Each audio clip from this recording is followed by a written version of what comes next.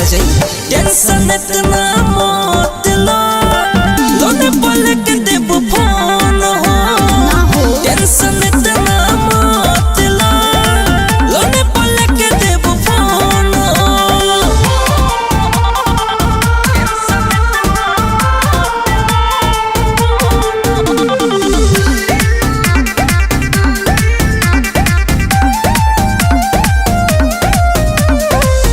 घरवा से निकले नहीं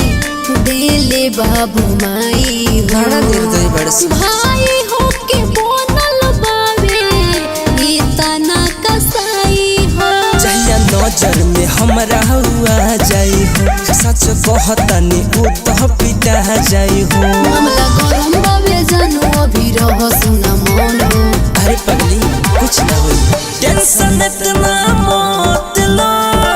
लोने बोल के देब फोन हो टेंशन इतना मत लो लोने बोल के देब फोन सब पागले बड़का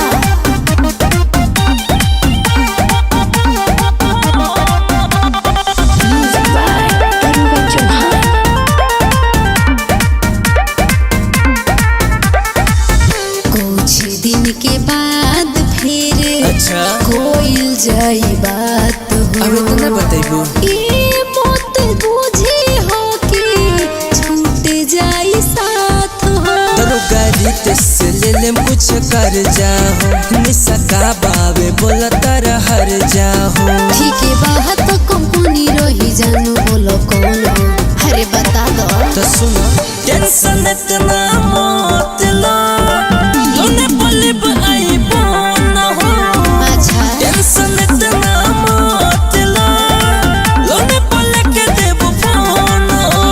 भाई मरले बावे बड़ी मार हो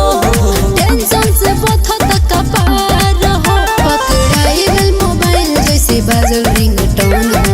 जाए पगली ना खाता जाई टेंशन इतना